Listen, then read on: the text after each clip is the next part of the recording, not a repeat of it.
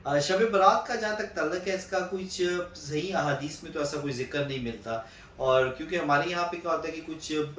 ऐसी ज़ईफ़ अहादीस या ज़ईफ़ रवायात शामिल हो जाती हैं, और फिर हर दौर में जो है ना वो मुख्तलिफ़ जो लोग हैं उसमें मसाले डालते हैं और एक देग जो है ना वो तैयार हो जाती है। तो सेम यही कॉन्सेप्ट यहाँ पे भी है। कुछ सही अहादीस तो नहीं है, कुछ ऐसे रेफ़रेंसेस नहीं हैं, बल्कि जो है ना वो पुराने कुछ अपने बुज़ुर्गों की किताबों के रेफ़रेंस देख के इस दिन की अहमियत को बयान किया गया है। बेसिकली जिस जिस अहमियत को ये बयान किया जाता है इस रात के लिए, वो लैलतुल क़द्र की रात है, जो कि आखिरी जो अशरा है रमज़ान में का, उसमें वो एक ताक रात है। बाकी ये जो शब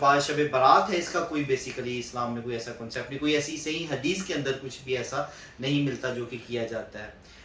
बेसिक हमारे यहाँ पे क्योंकि बिदात इतनी है, दीन की जो एक्चुअल फॉर्म है वो ख़त्म हो गई है, लोगों ने एक अपना दीन जो है ना वो खड़ा कर दिया गया है। जैसे कि अब बहुत सारे दोस्त हैं वो क्वेश्चन करते हैं कि जी क्या रफ़ादैन के बगैर भी नमाज पढ़ी जा सकती है? तो मैं उनसे हमेशा ये क्वेश्चन करता हूँ कि अगर आप सल्लल्लाहु अलैहि वसल्लम ने पढ़ी है तो फिर पढ़ी जा सकती है, अगर आप सल्लल्लाहु अलैहि वसल्लम ने नहीं पढ़ी तो नहीं पढ़ी जा सकती। यानी कि आप सल्लल्लाहु अलैहि वसल्लम का हुक्म है कि नमाज ऐसे पढ़ो जैसे मुझे पढ़ते हुए देखा है। अब आपने अगर हमारे बहुत सारे ऐसे दोस्त हैं, उन्होंने बहुत सारी स्ट्रगल भी की और रफ़ादैन के बगैर नमाज को ढूंढने की तलाश भी करते रहे, और कुछ ज़ईफ़ हदीसें भी इकट्ठी की, और उनको पता भी है कि ज़ईफ़ हदीसें हैं, उसके अगेंस्ट बहुत बड़ा एक तादाद में सही हदीसें मौजूद हैं। तो जब अगर आपने अल्लाह को खुश करना है, अगर आपकी नमाज पढ़ने का मकसद रज़ाए इलाही है, ना कि अपने किसी फ़िरके की को प्रमोट करना है, तो फिर आप रज़ाए इलाही के लिए तो वही तरीका अडॉप्ट करेंगे जो वाज़ेह होगा, और उसी पे आप अपनी नमाज भी अदा करेंगे। इसी तरह आपकी हर इबादत के पीछे जो है ना वो बिदात से दूर हटने का यही तरीका है कि आप वाकई अगर अपने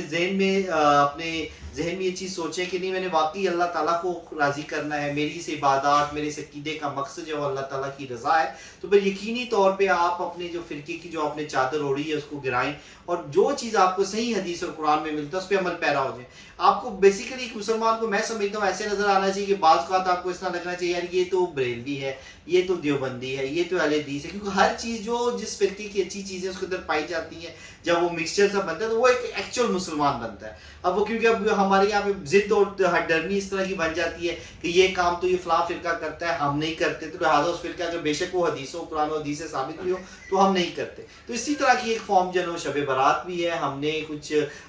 मसलिक परस्त लोगों ने, कुछ फ़िरका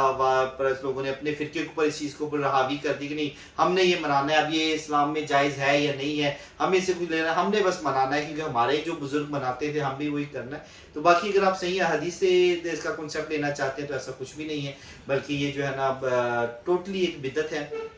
और अल्लाह ताला सुब्हानहू तआला से दुआ है कि अल्लाह सुब्हानहू तआला हमें हर उस काम से महफूज फरमाए जो कि कुरान और सुन्नत के मुखालिफ है।